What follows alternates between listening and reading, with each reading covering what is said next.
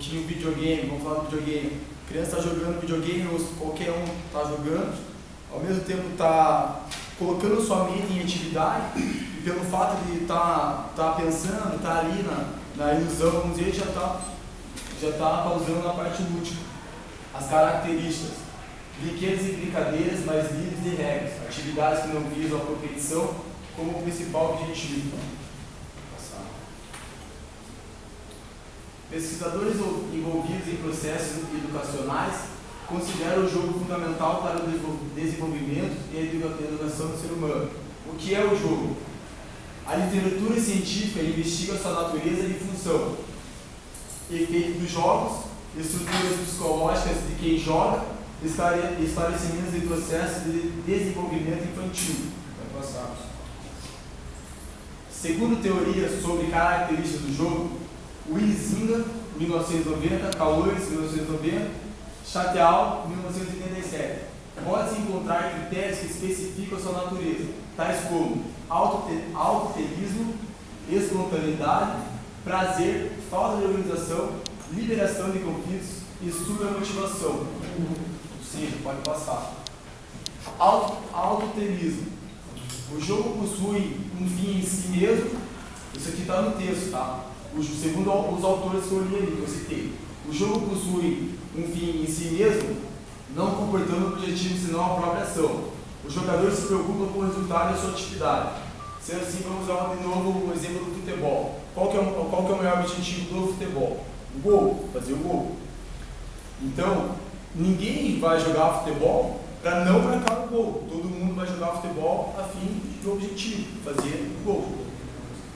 Espontâneo, tem um erro ali. É o oposto à obrigação do trabalho.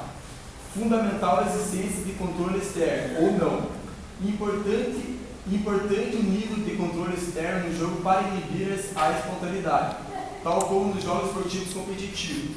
Então, quando você está praticando um jogo, vamos dizer, na brincadeira, a tua espontaneidade é livre.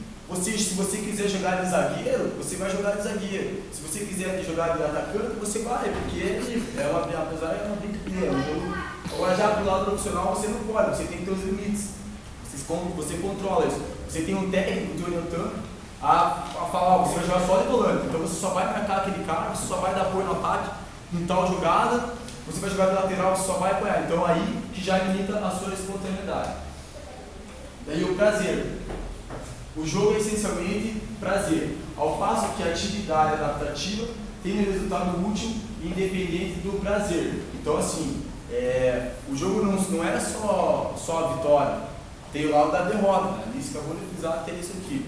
Então, quando você está ganhando, lógico, você está sentindo prazer de estar jogando e tal. Mas agora, quando você já começa a perder repetitivamente, vamos dizer assim, vem o sentimento de desprazer. Tá? Daí tem aqui mais uma coisinha. Sabemos o quanto é desprazeroso estar envolvidos em atividades lúdicas com repetitivas derrotas. Beleza. Desprovido de organização. Em contraposição ao pensamento sério que é sempre regular, os jogos de regras são propósitos de normas a serem cumpridos e considerada quando se joga alguns jogos desprovidos de organização. Ou seja, cada jogo tem sua regra. Então você imagina, se você fizer um jogo sem regra, cada um faz o que bem entender, cada um faz o que quer. No futebol ali, o cara mete o carrinho a hora que quer, desce a porrada a hora que quer. Não, é perigoso até, vamos dizer assim, se torna uma coisa meio que perigosa. Liberação de conflitos.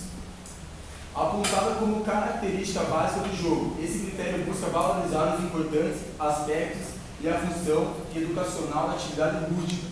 O jogo tem um papel fundamental de pôr uma solução de compensação ou liquidação de conflitos. Agora, em questão de educacional, que não existe um vencedor, apenas um vencedor, que todos jogando ganham, estão ganhando. Então, não valorizar só as crianças, vamos dizer, que ganham, valorizar todos, pelo fato de estar jogando, que o fato de estar jogando todos são vencedores. Pode passar. Supramotivação. Surgimento de novos objetivos de atividade, criando um caráter lúdico. Então, junta no jogo, você cria novos objetivos, novas regras e coisas assim. No caso aqui que eu não coloquei no slide, é o segundo Piaget. O jogo é dividido em 3 partes: jogo de exercício, jogo simbólico e jogo de regras. O jogo de exercício, quando a criança não participa da relação social do jogo. E esse jogo é individual, apesar de ter repetições, não tem regras. Então é muito importante para o desenvolvimento motor da criança. O fato que a Elis falou da criança ficar jogando a chupeta no chão e pegando, e tá se divertindo, ela tá jogando, tá fazendo coisa sozinha. Tá? Jogo simbólico. A criança não se preocupa como fazer, e sim como se fosse. Então ela imagina que é uma macaca, ou que é uma coelha. Tem? Daí ela fica brincando ali de ser coelha e macaca. Ainda bem que eu tô filmando isso, velho. Jogo de regras aí. Quando tem noção das regras e a criança utiliza as regras para vencer o jogo. Então, é basicamente isso. A Alice meio que já tinha que falar por cima. Mas é isso aí, agora eu já tornando a aprendizagem um pouco mais prazerosa e agradável. Pode passar. Segundo Macedo, a dimensão lúdica ela pode ser dividida em 5 indicadores, que são o prazer funcional, o desafio, a criação de possibilidades, a dimensão simbólica e a expressão relacional. Beleza, vou falar um pouquinho sobre o prazer funcional, que é você praticar uma modalidade apenas pelo prazer, sem intuito profissional, financeiro, competitivo, apenas pelo prazer. Dá um exemplo lá na luta, por exemplo, o pessoal fala, mas você treina só apanha, você só apanha, mas você tem prazer de estar ali, tá apanhando, sei lá, você tem prazer de estar ali, todo mundo fala, mas você tem um prazer, a luta é uma coisa viciante, só que vai passar. O segundo é o desafio. O desafio é algo que requer superação. Você tem sempre um obstáculo a ser vencido. Então é aquela coisa, você sempre vai querer, por exemplo, fazer um treino com um cara que ele sabe mais que você, porque você sabe que você vai aprender mais com ele, e é um desafio você estar fazendo uma sombra, alguma coisa com ele. Você sempre vai aprender alguma coisa, alguma técnica, alguma coisa de movimentação e tudo mais.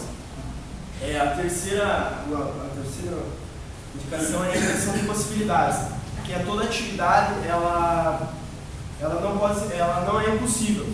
O que determina são os recursos necessários. Então, então está a relação entre as habilidades, o objeto, tempo e espaço. Pode passar. Agora